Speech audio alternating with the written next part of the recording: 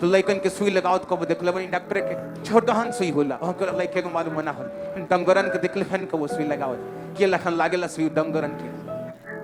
भाई बड़का सुआ पटा का डंगरो आराम से देखे लगती इतना मोट चमड़ा के ओकरा फर्क नहीं यीशु कहनी हमरा राज्य में प्रवेश करे के चाहता लोग तो लइकन खनी लहार लोग के चमड़ इतना मोट ना हो कि हमके बढ़ान से लगाव पड़े तहा लोग के पहले हमनी के सुधरल ना जाला अपने मन मर्जी नशा बेच